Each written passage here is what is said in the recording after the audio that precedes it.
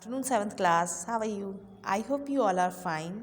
Students, आज हम निबंध है व्यायाम के लाभ, इसकी रिवीजन करेंगे।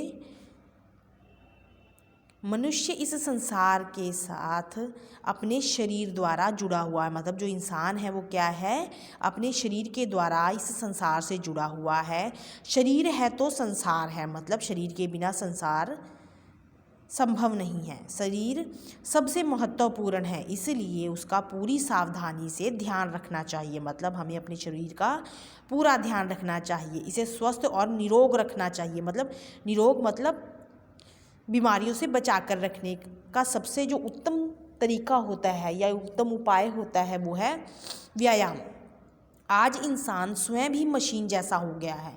मतलब इंसान आज इतनी तेज़ी से चल रहा है जैसे मशीनें हों। जीवन की भाग दौड़ के कारण आज आदमी के पास इतना भी समय नहीं बचता कि वह अपने शरीर मस्तिष्क का ध्यान रख सके, अपने शारीरिक और मानसिक संतुलन का विकास कर सके या उसे बनाए रखे। व्यायाम से शरीर के अंगों को शक्ति मिलती है, उनसे ऊर्जा आती है। इसी शक्ति से मनुष्य सभी प्रकार के कार्य जो है वो कर पाता है। कार्य मतलब काम।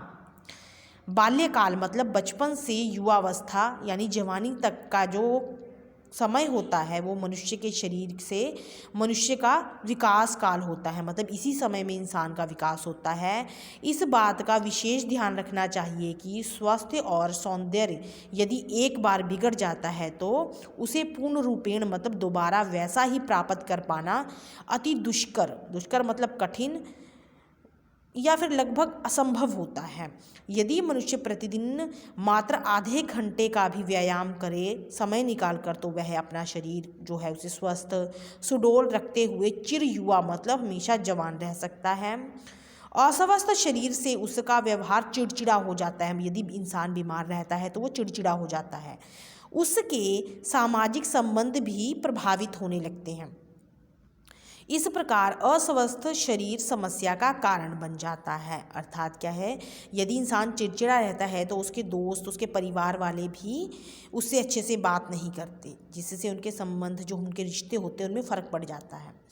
इसके विपरीत स्वस्थ शरीर जो होता है, जो निरोग शरीर होता है, मनुष्य की सबसे बड़ी संपत्ति है।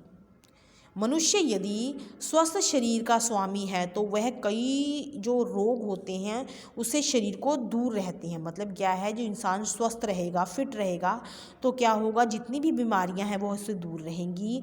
मनुष्य स्वयं में स्फूर्ति और आनंद का अनुभव करेगा, मतलब वो अंदर से खुश रहेगा।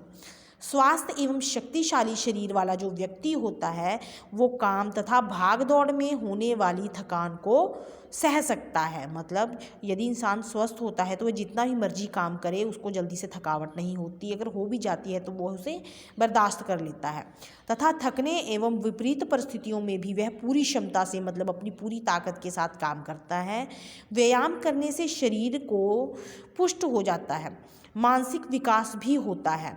व्यायाम से आयु बढ़ती है और मांसपेशियां सुदृढ़ का मतलब होता है मजबूत हो जाती हैं। शरीर में रक्त का संचार जो है वो तेजी से होता है। पाचन शक्ति ठीक रहती है, मतलब जो खाते पीते हैं वो आसानी से पच जाता है, पेट खराब नहीं होता। बुढ़ापा एवं रोग जल्दी आक्रमण नहीं कर पाते, मतलब बुढ़ापा भी जल्दी से नहीं आता और बीमारियां भी नहीं लगती हैं। शरीर चुस्त एवं फुर्तीला रहता है, मतलब चुस्ती फुर्ती रहती है शरीर में, तथा जो आलस है वो कोसों दूर भाग जाता है। मतलब ऐसा इंसान जो व्यायाम करता है, कसरत करता है, उसे सुस्ती नहीं आती।